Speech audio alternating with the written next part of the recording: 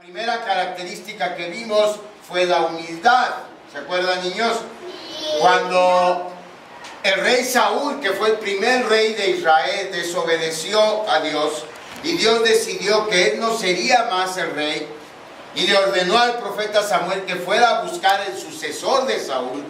Él fue a buscar en una de las familias de Israel a este sucesor. Y resulta que la familia de Isaí fue la elegida por Dios. ¿Y cuántos hijos tenía? ¿Recuerdan cuántos hijos tenía Ian? 8 hijos tenía Isaí. Y Dios no le dijo quién iba a ser el elegido. Simplemente le dijo, ve porque entre los hijos de Isaí está el próximo rey de Israel. Samuel fue obedeciendo al mandato de Dios y le pidió a Isaí que le presentara a sus hijos. Una característica que tenía el rey Saúl y que por eso lo habían elegido en primer lugar a él como rey, era su apariencia física. Saúl era el más alto y el más fuerte de todos los habitantes de Israel. Dice la Biblia que aparte de Saúl, todos los habitantes le llegaban del hombro para abajo. Es decir, Saúl era más alto del hombro hacia arriba que todos los demás israelitas. Obviamente Samuel, cuando fue a buscar su sucesor, iba buscando esas características. De modo que cuando llegó y le dijo a Isaí, preséntame a tus hijos, y Isaí le fue presentando uno por uno, empezando desde el mayor. ¿Se acuerdan cómo se llamaba el hijo mayor de Isaí, que fue el primero que entró, niños? Mamut. ¿Cómo? ¿Mamut? No, Mamut no es uno. ¿Cómo se llamaba? Eliab. Se llamaba Eliab, ¿ok? Entonces lo vio Samuel, fornido, alto, bien parecido, y pensó Samuel, este es el sucesor. Este es, y estaba preparado para ungirlo. Ungirlo era una función que tenían que hacer los sacerdotes cuando Dios señalaba a alguien para un trabajo especial. Y usaban lo que en la Biblia se llama aceite, pero lo que hoy conocemos como perfumes. Era un perfume, lo que se derramaba sobre la cabeza de la persona que se ungía, y de esa manera quedaba señalada para ser la persona que llevaría a cabo ese trabajo.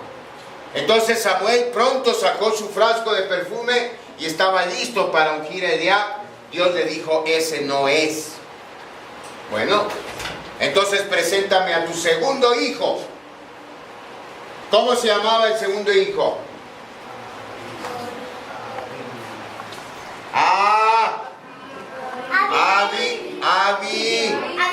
Abinadab, exactamente. Muy bien, Ian. Abinadab se llamaba.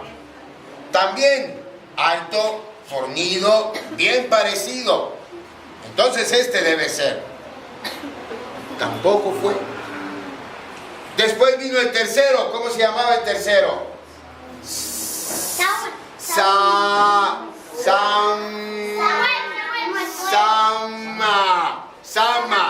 Sama se llamaba el tercer hijo. ¿Sí? Casi. Les tengo que ayudar poquito, como se pueden ver, si se acuerdan, ¿no? Eso es bueno. Entonces, igual, este debe ser. Y no. Y así pasaron uno tras otro los 7 hijos de Isaí. Y ninguno de ellos fue. Entonces Samuel le preguntó a Isaí, oye, ¿no tienes ningún otro hijo? Porque ninguno de estos es. Una cosa, Samuel solo le dijo que iba a ungirlo para un trabajo especial. No le dijo para qué. No le dijo a Isaí que a quien ungiera sería el próximo rey de Israel. Solo que era el elegido para llevar un trabajo especial para Dios. ¿Sí?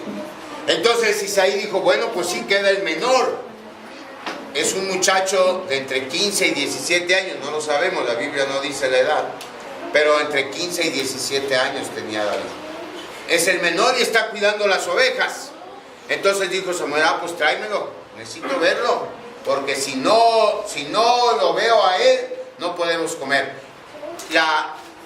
Para todo el mundo Samuel nada más había ido a comer con la familia de Isaí, porque Saúl, entre otras cosas, era un hombre muy temperamental, muy celoso de su poder. Y el temor de Samuel era que si se enteraba que había ido a ungir a alguien, se fuera a enojar y hubiera represalias contra él. Entonces dijo, si no veo a David, no voy a poder comer, no vamos a poder comer. Bueno, pues tráiganse a David. Y David fue, lo trajeron, imagínense lo que se tardaban, ir al campo, decirle, David, te habla tu papá. David rápido fue, llegó como andaba. Y entonces lo vio Samuel, un muchacho delgadito, la Biblia dice de ojos hermosos. ¿De qué color entonces tenían los ojos? Pensamos. Azules o verdes, o café claro, o negros, o cafés oscuros, pero bonitos, ¿no? ¿O cuál? Ok, no, eso no. Delgadito, de hermosa presencia, dice la Biblia. Y entonces, pues Samuel lo vio y dijo, pues sí, pero está muy chiquito y muy flaquito. Yo creo que no. Dios dijo, ese es el elegido. ¿Y por qué lo eligió a él, niños? Porque Dios no se fija en qué. ¿En qué se fija? En el corazón. En el corazón. Y entre otras cosas, David era humilde. Y ese día él fue ungido por Dios para ese trabajo especial. Pero él no se sintió especial. Al día siguiente él se fue a seguir cuidando las ovejas de su papá. Y demostró la humildad que debe tener un corazón puro. La vida siguió. Los muchachos siguieron con su vida, los hijos de Isaí. Y resulta que Israel entró en guerra con su más acérrimo enemigo. ¿Quiénes eran? Los filisteos. Filisteos, casi de atinaste, Sergio, pero los filisteos, ¿sí? Y entonces los tres hijos mayores de Isaí fueron a pelear con el ejército de Saúl. David se quedó cuidando las ovejas. Al correr del tiempo, su papá se preocupó por ellos y mandó a David a que fuera a ver cómo estaban sus hijos. David fue obedeciendo y resulta que cuando llega David al campo de batalla, los ejércitos estaban alineados. Antes, ¿cómo eran las guerras, niños? Cuerpo a cuerpo. Cuerpo a cuerpo. No había fusiles, no había bombas, no había cañones. Tenías que enfrentarte cuerpo a cuerpo con tu enemigo, usar las armas que tuvieras y matarlo. Al final, el que quedaba con más hombres ganaba. Bien se rendía el ejército contrario o bien se morían todos. Pero hasta que no hubiera una superioridad física se acababa la batalla. David llegó en el momento en que estaban justo los ejércitos uno a otro. Los filisteos eran más corpulentos que los israelitas. Pero aparte, llegó en un momento en que un hombre fortísimo estaba retando al pueblo de Dios. ¿Cuántos metros tenía ese hombre? ¿Cuántos metros medía? Casi 3 metros. ¿Se acuerdan que salimos y vimos hasta el tubo? Y David, como quién, ¿a quién se parecía? A la oveja. A la oveja. Sí. Al señor oveja se parecía a Alex. Flaquito. Delgado. De buena apariencia. ¿No? Más porras no te puede echar. Entonces Goliat se paró enfrente de todos y dijo, no hay necesidad de que nos matemos todos. Simplemente escojan a uno de ustedes que pelee conmigo. Si yo le gano, ustedes nos sirven a nosotros y nosotros tomamos posesión de su nación. Si ustedes nos ganan, nos vamos y se quedan en paz. Así de simple. Pero hizo otra cosa Goliat, una cosa terrible. ¿Qué hizo? Aparte, a ver, voy a pedirle a otro que no sea Jan que me conteste, porque no nomás Jan estuvo en la clase. ¿Qué hizo Josué? Se burló de Dios. ¡Ah, qué cosa tan terrible! Nadie puede burlarse de Dios impunemente, nadie. Y Goliat se burló. Y les dijo a los israelitas, nosotros nuestro Dios es Dagón. Y tenemos una estatua que mide 10 metros de él. ¿Dónde está la estatua de su Dios? Su Dios ridículo que ni estatua tiene. Su Dios inútil que creen que nos va a salvar. Mande, Hugo. Y también no había tanques. Sí, tanques de agua para guardar el agua. Sí, es cierto. Tanques de guerra, es verdad. Sí. Pero la espada de mamut medía un tanque de guerra. Sí, era Goliat. Mamut es en otra lengua y quiere decir Goliat. ¿Ok? Bueno, la cuestión es que David oyó eso y se enojó mucho. Y se enojó más porque todos los israelitas, en vez de enojarse, se acobardaron y le tenían miedo a Goliat. Y nadie quería pelear. Y ya tenía 40 días haciendo lo mismo Goliat, burlándose de Dios, retando al pueblo y nada. Y se seguían matando entre ellos porque nadie quería pelear con Goliat. Y David dijo, ¿cómo es posible que nadie salga a defender? ¿Cómo es posible que dejen que este filisteo incircunciso? Era una expresión de desprecio. Es como decir, perdón por la expresión, y toda proporción guardada, indio patarrajada, ¿sí? No tenemos nosotros eso, pero es una expresión despectiva, ¿sí? ¿Cómo es posible que dejen que este hombre se burle de Dios y nadie hace nada? Nadie se atreve a pelear. Pues yo voy a pelear con él. Alex contra un gigante de 3 metros. No había pelea, no había modo humanamente que ganara. Y sin embargo, David dijo, es que él se está burlando de Dios. Y yo sé que Dios está conmigo, como ha estado conmigo cada que defiendo a las ovejas. ¿Qué había matado antes David cuando cuidaba sus ovejas? Leones. ¿Qué más? ¿Qué más hacían? Osos, leones, lobos. Un oso está más grande que este pelado, decía David. Elefantes también, sí, bro. Leones machos también, y leones hembras también, que son más bravas que los leones machos. Bueno, entonces, yo lo voy a matar. Yo lo voy a matar. Fue con el rey Saúl dijo, pues bueno, pues si es lo que hay, y quieres ir, pues ve y que Dios te acompañe. Pero David iba seguro de que Dios estaba con él. Y cuando se enfrentó a Goliat, Goliat se burló de él otra vez y dijo que soy perro para que vengan a mí con un palo, porque era todo lo que llevaba David. Su cayado de pastor de ovejas, una honda y 5 piedras. Vámonos, dijo David. Ponle. No. Y entonces Goliat, con su espada, que ¿cuánto pesaba, niños? ¿Se acuerdan como un tanque de gas? Así de grande estaba y de pesada su espada. Fue corriendo en busca de David. David sacó su honda, puso una piedra, atinó, disparó, ¿y dónde le dio? En la mera frente. El cráneo de Goliat se partió. ¿Se acuerdan qué fue lo que dijimos? Era como si David con tanta velocidad, mande Hugo.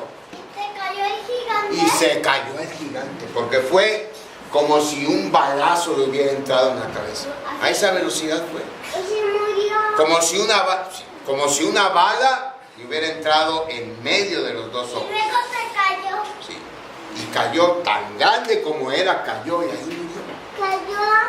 Todavía David agarró su espada, así como estaba Alex, y yo creo que como Alex, si Alex estudia, entrena artes marciales múltiples, yo creo que David debió haber entrenado algo así, porque agarró la espada y con la misma espada de Goliat, ¿qué hizo? Le cortó la cabeza. Lo decapitó. Le cortó la cabeza. Y levantó la cabeza y ¿qué empezó a gritar Israel? ¿Qué empezó a gritar todo el ejército? Davidcito, Davidcito. todo como el Chucky Lozano, pero no era el Chucky Lozano, era el Davidcito, ¿no? ¡Viva David! ¡Viva David! Entonces ahí David demostró que un corazón puro no solo es humilde, pero es valiente y tiene fe en Dios. ¿Y luego qué? Dime. ¿Y luego? Otra batalla y que murieron. Sí. Al principio Saúl estuvo muy contento porque lo había librado de sus enemigos, pero después tuvo celos porque el pueblo se volcó sobre David. Con el tiempo, Saúl hizo capitán de su ejército a David. Y la gente adoraba a David porque otra cosa que tenía David de su corazón puro era ¿qué? Hacer las cosas bien, hacer lo que se debe, es ser ¿qué? Prudente. Era prudente. Oye, pastor. Mande. Y había una señora que estaba diciendo el Chucky Lozano. Sí, había una señora. Entonces, la gente se volcó sobre David. Saúl se llenó de celos y empezó a perseguir a David. Y David se convirtió de ser un héroe nacional a ser un fugitivo del rey. Y anduvo vagando por el desierto, perseguido por un enemigo al que no le había hecho ningún daño. Solo bien, solo buscar defender al pueblo de Dios. Pero así somos. Nuestro corazón es inclinado al egoísmo, al enojo, a los celos. Y Saúl lo demostró. Y anduvo persiguiendo a David muchos años. Y David tuvo que andar hasta escondido ¿en qué, niños? En una cueva. Y una vez estando escondido en la cueva, David demostró, pero antes de huir, en medio de todo este caos, Dios envió una bendición a David, que fue un amigo sincero. ¿Quién era? Jonathan. ¿Y qué era del rey Jonathan? Era su hijo. Su hijo, de su más acérrimo enemigo, se convirtió en su mejor amigo. Y David demostró que un corazón puro es sincero también y agradecido, porque hicieron un pacto de amistad ellos dos. Y David prometió, Jonatán le prometió que le iba a avisar siempre que hubiera peligro. David le prometió que si un día Dios lo bendecía, él iba a hacer lo que fuera por proteger a los hijos de Jonatán. Ese pacto hicieron. Y en medio de este caos, Dios envió un amigo sincero a David. Y lo que nos demuestra que Dios en nuestras peores circunstancias nunca nos deja solos. Y andando huyendo, David llegó a la cueva, Saúl detrás de él, sin saber que estaba en esa cueva. Saúl dejó a su ejército y fue a hacer una necesidad física, porque decíamos muy rey, pero como quiera tenía que hacer del baño.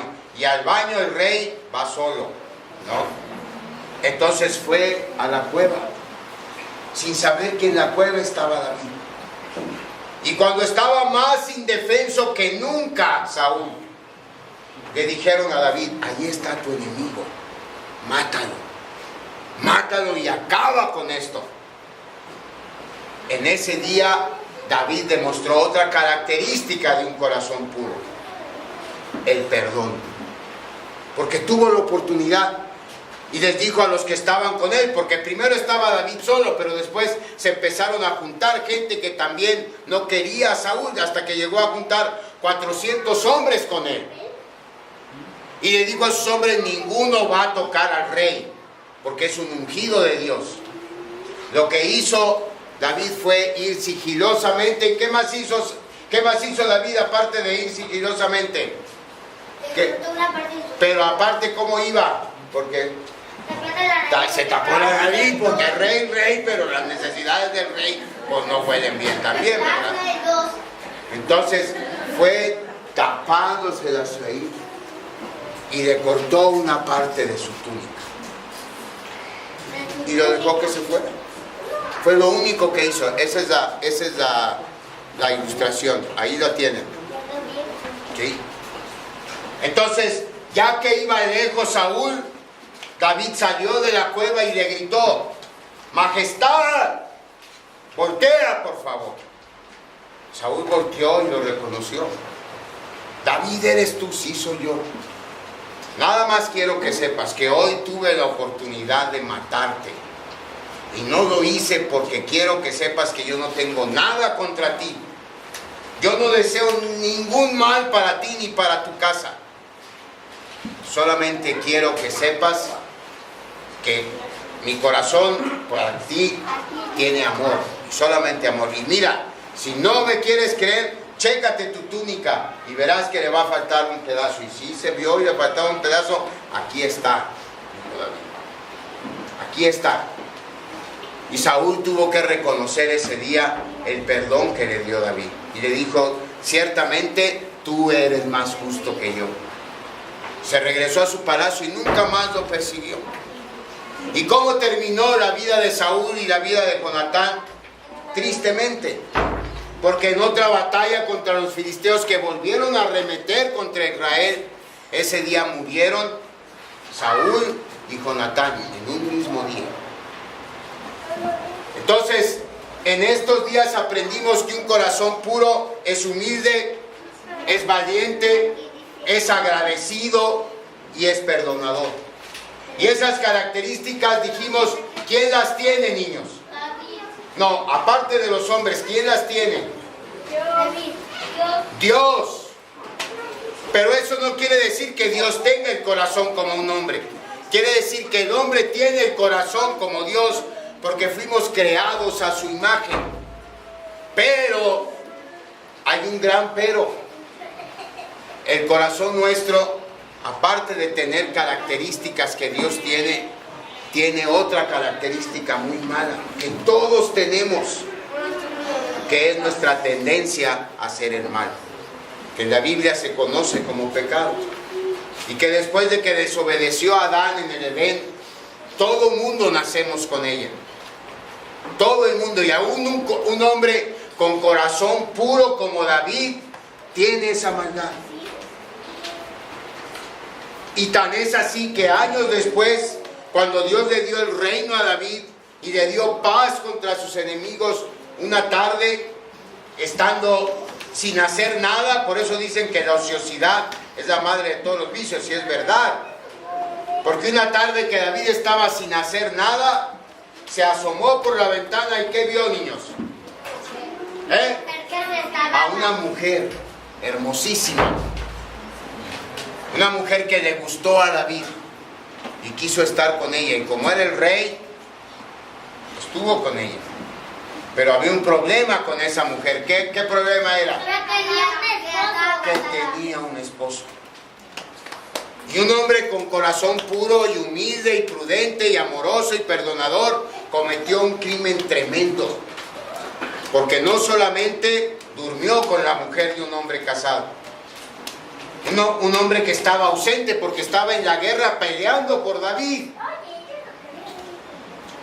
Y cuando David se percató de que ese desliz iba a tener consecuencias porque esa mujer estaba embarazada, quiso tapar el sol con un dedo y trajo a Urías, que así se llamaba el esposo de la mujer, y le dijo: ve y duerme con tu esposa. Le dio regalos, le dio vino para que se pusiera alegre, pero no contaba con una cosa, David: la lealtad de Urías. Y dijo: yo no voy a estar con mi esposa teniendo felicidad cuando mis compañeros están arriesgando su vida por el rey. Y no fue. ¿Saben cómo agradeció David esa lealtad? Con una carta. Una carta que le entregó en la mano a Urías y que le dijo: ve y entrégasela al capitán de la guardia del ejército. Pero ¿saben qué decía esa carta? ¿Cuál? La que le dieron a Urías. ¿Qué decía, Ian? ¿Qué decía? Decía que pongan a Urías en la parte más superior, más fuerte de... Que pusieran a Urías en la parte más fuerte de la batalla. ¿Para qué? Para que Urías muriera. ¿Y qué pasó? Murió. Urías murió. Y un hombre con un corazón puro fue capaz de semejante crimen. ¿Y qué pasó con el hijo que estaba esperando David? Como consecuencia de ese acto de David, se murió su niño. Y David tuvo que reconocer su pecado y pedir perdón. Y nuestro Dios, que también es perdonador, lo perdonó. Aquí el punto es que todos, por muy buenos que seamos o creamos que somos, tenemos esa semilla de maldad en nuestro corazón. Y esa semilla de maldad crece como una hierba mala, y la hierba mala crece muy rápido y se propaga mucho y ahoga todo lo bueno que hay en el corazón. Y la cuestión es que necesitamos a alguien que corte esa hierba. ¿Y ese alguien quién es, niños? ¿Quién? Dios. ¿Y cómo se llama nuestro Dios? Jesús. Necesitamos a Jesús en el corazón, porque Él con su presencia es quien corta la hierba mala de nuestro corazón y permite que esos atributos de perdón y de humildad y de prudencia y de agradecimiento y de bondad se dejen ver en nuestro corazón. Y los niños aprendieron eso. Si algo necesitamos es a Jesús en el corazón. Porque sin la presencia de Jesús en nuestro corazón, por muchas cualidades que tengamos, la hierba mala de nuestra naturaleza humana la va a ahogar y no va a dejar que se vea. El viernes hicimos una oración los niños y le pedimos a Jesús que viniera a su corazón y que les mostrara su amor. En días buenos, en días que estén alegres, porque todo sale bien, y en días tristes también, porque va a haber días tristes y va a haber días alegres. Va a haber días en que todo parece que está bien, va a haber días en que todo parezca que está mal. Pero si tenemos a Jesús en el corazón, sabemos que tenemos a un amigo fiel, que nos va a ayudar a sentir más alegría en los días alegres y que nos va a consolar en los días tristes. Y ese día los niños hicieron esa oración y yo confío en la bondad de nuestro Señor y que hemos sembrado la semilla del amor de Dios en su corazón, en ellos y en los niños que faltaron hoy. Y confiamos que el amor de Cristo va a llenar el corazón de estos pequeñines y que con el transcurso del tiempo van a tener y a fortalecer su relación con Él. Yo les invito a los papás que me escuchan hoy, que no desperdiciemos esta oportunidad. Los niños ya conocen de Cristo. Los niños ya saben que Cristo los ama. Los niños ya saben que Cristo es su mejor amigo. No dejemos que se olvide eso. Fomentemos ese amor de ellos por Cristo.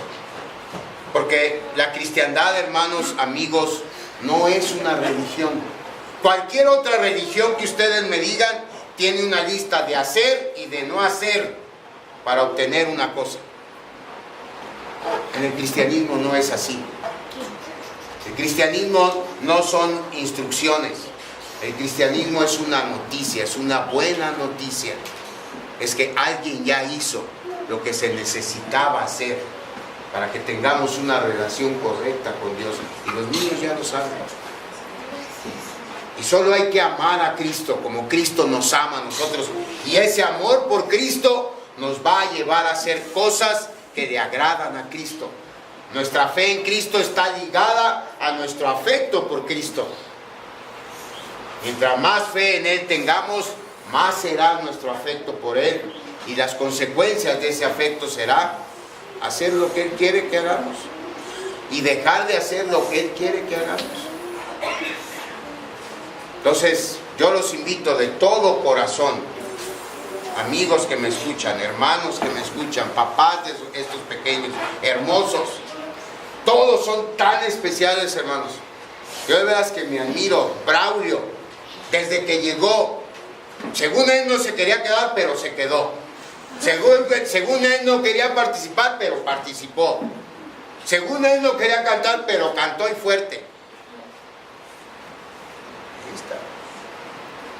Hugo, con sus participaciones. Los gemelos, Paulita, Ian con su inteligencia, Hanay y Sabana también que estuvieron. 3 hermanitas, Jimena, Natalia y Sofía. ¿Sí? ¿Quién me está faltando? ¿Quién? No, los Ayala, Josué, Sergio, Alex, Valentín, Manuel, sí, María Emily, sí, Alejandro, el otro Alejandro. Ahora no hubo muchos Josué, pero hubo muchos Alex, había como 4 Alex. Sí, Ezra también. Elia, Eliana, el otro Alex, Alex tercero. Todos ellos hermosos niños, con un corazón de veras, con amor, con mucho amor que dar y con mucha necesidad de amor. Dense los papás, por favor, demuéstrenles que aman a sus hijos, porque lo necesitan. Y Dios nos bendiga a todos y que nuestro Señor Jesucristo nos muestre su amor como hasta hoy, todos los días.